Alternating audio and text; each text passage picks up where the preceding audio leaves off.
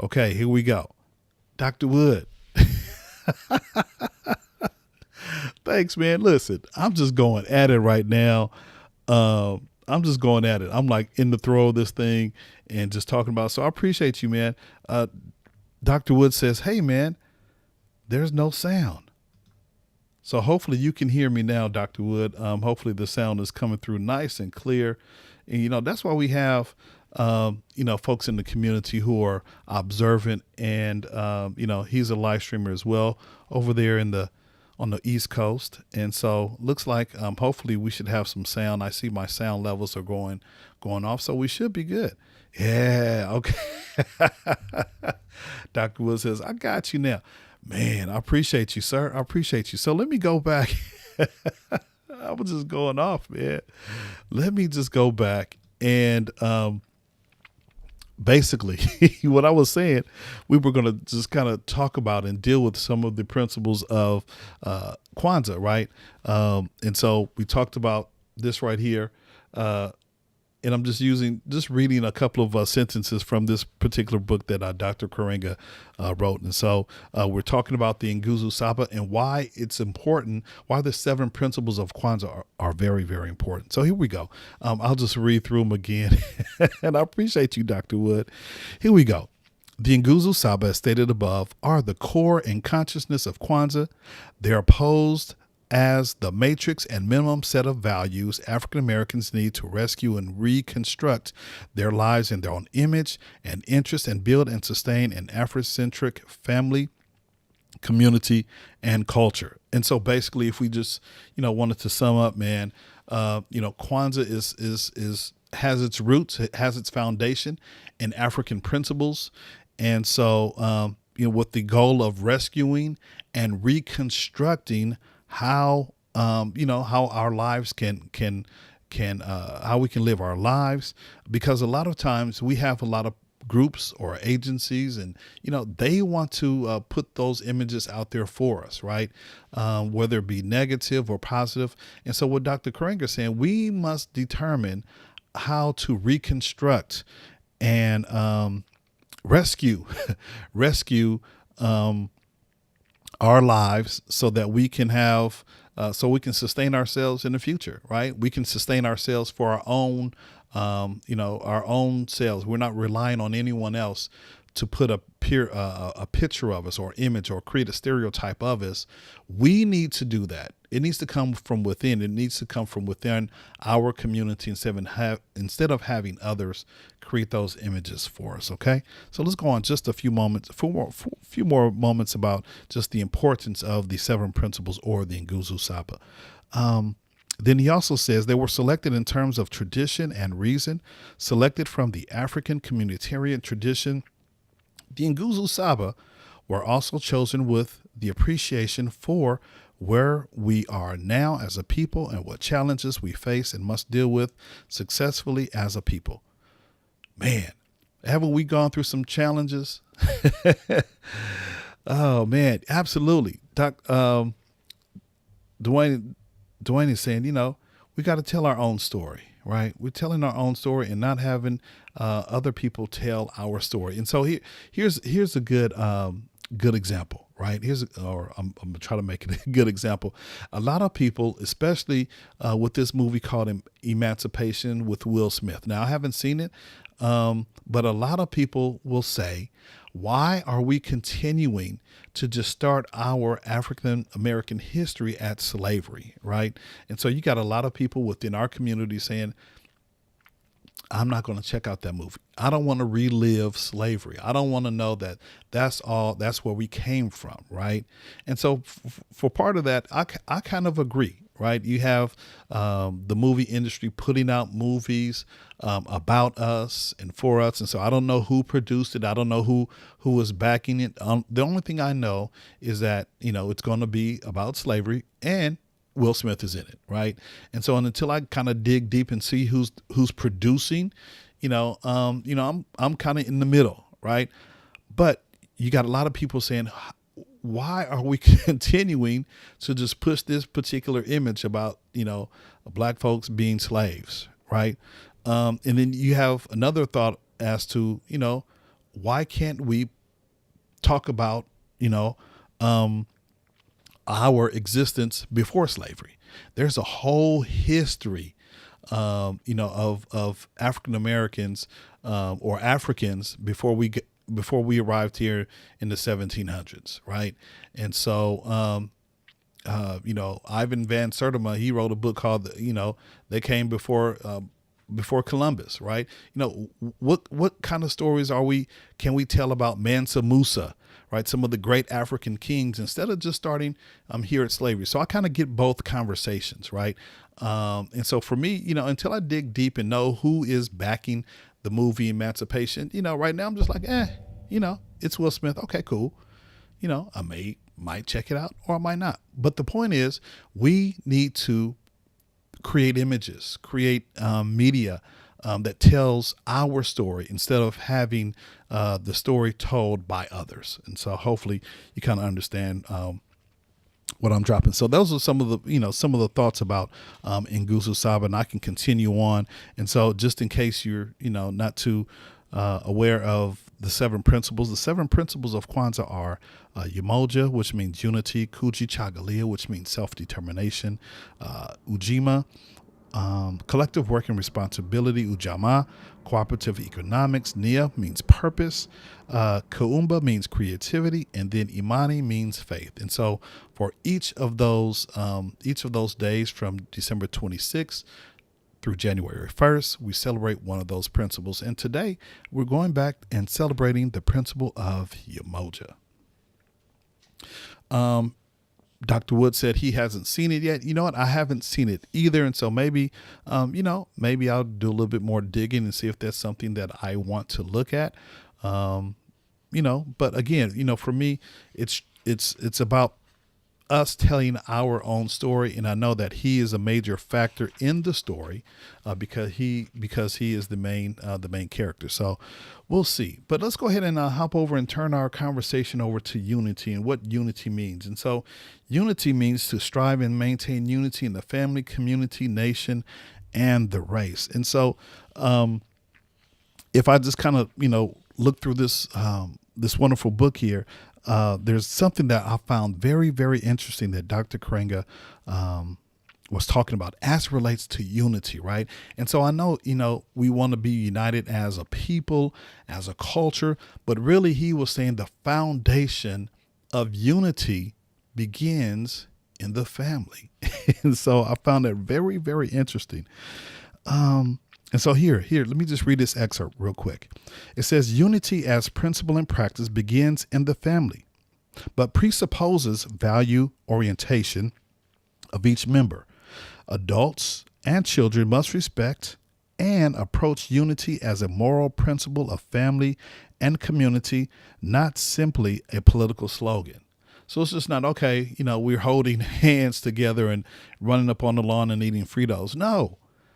This is something that's really ingrained, that is lived, right, to show unity, right? It's just not something that we just throw to the wind. No, you have to practice it every single day. And then Dr. Kringer also goes, as principle and practice, this means principled and harmonious living with brothers and sisters, mothers and fathers, sharing and acting in unison. Let me stop right there. Mothers and fathers, brothers and sisters. And so, just that nuclear family that you have in one household, you got to learn to get along with each other, right? And I know, you have sibling rivalry, sometimes mom and dad are at odds, but at the end of the day, what are we trying to promote? We're trying to promote that unity. And yeah, I know people get, they get all in their feelings, right? And you want to get your way. But Dr. Karenga says, look, it's a principle and practice that means principled and harmonious living with brothers and sisters, mothers and fathers, sharing and acting in unison. It means avoidance of conflict and quick, willing, and principled resolution when it occurs. Avoidance. Try to avoid. So unity, yeah, it means unity, but it also means that brothers and sisters, mothers and fathers should try to avoid conflict. And if conflict happens, resolve it as soon as possible. That's the foundation that Dr. Kringa is talking about. And then also the last thought, actually, there's a lot more here, but the last thought for tonight, it means a yielding and gentleness of exchange as taught in the Sacred Hausa. That's one of the books that he's kind of referencing here. The family must reject harshness and practice gentleness, stress cooperation, and avoid conflict. Again, he's saying it again, and be very attentive to things that would divide or create differences, negative to togetherness. Man, this is so. If I was a preacher right here, this would be a whole bunch of good stuff right here to preach from.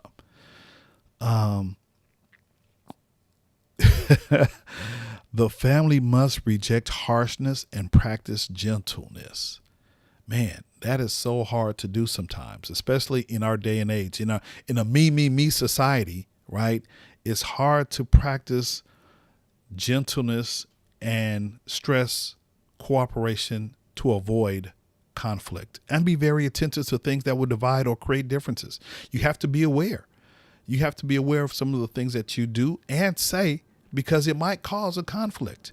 And so if you're trying to be united, you don't want to go down the path where you're creating something that is negative to togetherness. And so those are some of my points that I kind of picked up when I reread that section about unity. Let me hop in the comments real quick. I see Dr. Wood is vibing with me, and he says, I think one of the reasons our world is more polarized, angry, is because we have gotten away from working through problems in the family. Man, you better say that. Absolutely so. If we kind of function in the way that Dr. Karenga is asking us to kind of reflect on, right? Acting where we're, try not to be harsh to one another, right? And we know that there's going to be times when conflict happens, but again, try to resolve that conflict as soon as possible. But and here's the main thing. If the family goes, so goes society, right? Because this is where you're trying to practice some of those virtues, some of those morals. And if you're not practicing them in your family, you're not going to have any unity. Unity will not be present. And so, good thought, Dr. Wood. I really appreciate that message right there. So here's my question. I think I posed the same question last year. And so we'll just throw it out there. How will you strive to maintain unity in your family, community, and nation and race? Now, a few moments ago, as I talked about Dr. Karenga, he really focused on the family. And if you can practice unity with your family, then you should be able to practice unity wherever you go, in your schools, jobs, for young people in your schools, definitely, adults, job, wherever you go, in the grocery store, parking spaces, sometimes on the freeway, because Lord knows out here on the 405 and the 110 and the 10, those freeways are jam packed. And so if we can sometimes kind of practice unity as we're going about our everyday life, then, I think that's going to help us reshape and reconstruct, us as a people so that we can live a united front. I see LaVon. She says, man, you preach it tonight. Hey, thanks, LaVon. I appreciate you. I appreciate you watching. Yeah. So, how will you maintain unity throughout this week? And so we're going to stop right there. I don't want to go too long. And then, just to kind of make it a little bit fun, I want to close with just a couple of pages from this particular book. It's called 7 Candles for Kwanzaa. Now, this is a children's book, but I think it has relevance to what we're trying to accomplish. And it also lays a foundation of what Kwanzaa is all about for those of us who might we might be new to Kwanzaa. We might not even know what Kwanzaa is all about. So this is looking at Kwanzaa through the lens of a young person. Okay. So just indulge me I'll read a couple of pages tonight. And so we have our overhead cam right here. Wonderful, wonderful story. Seven candles for Kwanzaa. And this is by Andrea Davis Pinckney and then Brian Pinckney. Brian Pinckney is a phenomenal illustrator. I mean, he has so many books to his credit. He's super dope. All right. So let's go ahead and read a couple of pages. And I know there's a glare, but just deal with me or bear with me if you will. And so let me move my microphone a little bit. All right. Me. All right. So let me just read just to kind of reinforce some of the values of Kwanzaa. It says Kwanzaa is an American holiday inspired by African traditions. It is not intended as a religious, political, or heroic holiday, nor is it a substitute for Christmas. So basically, no, you can still celebrate Jesus. You can give a gift or two if you want to on Christmas Day, but then come back on the 26th and get ready for Kwanzaa and let's have that 7-day celebration. During the 7-day Kwanzaa festival observed from December 26th through January 1st, people of African descent rejoice in their ancestral values. A Swahili word Kwanzaa means first. An extra A was added to the end of the word to give it 7 letters representing the holiday's 7 principles. Kwanzaa's origins are in the agricultural harvest or first fruits, celebrations that have been observed in countries throughout Africa for centuries. Okay, so let's just read a couple of pages. And again, this is through the eyes of a young person. So it might be a little difficult for you to see, but just listen.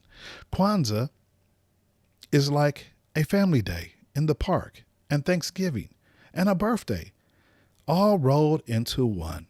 Kwanzaa is a joyous African-American holiday that is 7 days long. It begins on December 26th and lasts through the first day of January. The name Kwanzaa comes from the East African language of Swahili. It means first fruits of the harvest. And there you see family exchanging gifts and getting ready for Kwanzaa. Let's read a few more pages. Since ancient times, in countries all over Africa, families have joined together to celebrate the end of the harvest and the beginning of the new planting season when vegetables, yams, and fruits are ripe for gathering. Families rejoice in a first fruits festival. Try to say that 5 times fast. First fruits festival. Festival. All right, here we go. Kwanzaa is a holiday that began in America. It is a time when people whose ancestors come from Africa celebrate their African heritage. To get ready for the holidays, families decorate their homes with Kwanzaa symbols. They place the mkeka, a straw placemats, on a table. The mkeka is woven with beautiful patterns. It represents tradition. Mahundi is corn. During Kwanzaa, 1 ear of corn is placed on the mkeka for each child in the family. Families that have many children put lots of mahindi on their mkeka, along with apples, bananas, nuts, pears, and yams to remember the earth's abundance. These fruits and vegetables are called maazo, which means crops. And then let's read one more page. Kwanzaa gifts made by hand are called zawadi. A fabric doll with black button eyes, a necklace strung with speckled beads, and a homemade storybook with folk tales from Africa are the kinds of zawadi that praise our African ancestry. Grown-ups give zawadi gifts to children to reward them for the promises they've made and kept throughout the year. Children can give Kwanzaa gifts too. And so tomorrow we'll kind of pick up on pages are not numbered, but we'll just remember the Kanara right here. Okay. So that was, again, 7 candles for Kwanzaa.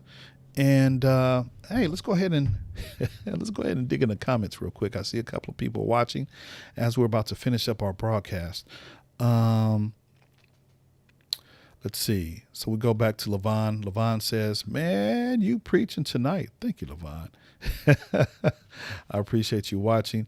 And then Dr. Wood says, "I will take a moment and respond instead of reacting." And so again, going back to, the principle of Umoja, which means unity. Practicing, being united in the family is going to help you definitely once you get outside the home. And so thank you, Dr. Wood. Irwin says, having an honest having open and honest communication and not taking things personal, but seeing it as an opportunity to learn and grow from individuals. Absolutely. Absolutely. That's what it's all about, Mr. Irwin. Thank you for watching. And then Riley says, I like gifts. Absolutely. Everyone loves a gift or two. And so Riley is my significant other, is my wife. And so, yes, we love giving gifts, and we also love receiving gifts. Kevin Cox, what's going on, my man? He's up there in the Yay area. He says, hello, all. And then Dr. Woods just says, hey, Irwin and Kevin Cox. And then Kevin happily says, Happy Kwanzaa to everyone. So, guys, I appreciate you hopping on tonight. And what we're going to do is we're going to come back tomorrow. And, I'll probably will schedule it at a more appropriate time instead of going live at 10 o'clock at night. Something that, more folks can definitely participate in and learn from. And so, maybe we can have, gather family and friends, and they can look at the virtual Kwanzaa live stream as we, hop into principle number 2 tomorrow. So I thank you guys for watching. And as we're closing out, I see Riley says, Happy Kwanzaa to everyone. And so Happy Kwanzaa to you in Habari Gani. And so thank you guys for watching. I really appreciate it. And so we'll come back. Just look, either you can watch on the YouTube channel, or you can watch live on the Facebook channel. It's up to you. Personally, I like the YouTube version better. It's all the same thing. It's the same feed going out to same place. And while you're here, why don't you do me a favor? Go ahead and hit that like button if you're over on YouTube. Just hit it for me. And, you can leave a comment if you want to. Some of you have already done that. And if you haven't done so already, make sure you subscribe to the YouTube channel. Like us on Facebook. And that way you'll be notified anytime Mr. Riley goes live. All right. So we'll come back tomorrow with principle number 2. And so I'll just leave you with today's principle, Habari Gani. And you should say Umoja. All right, guys. Thanks for watching, and we'll check you out tomorrow. Peace out.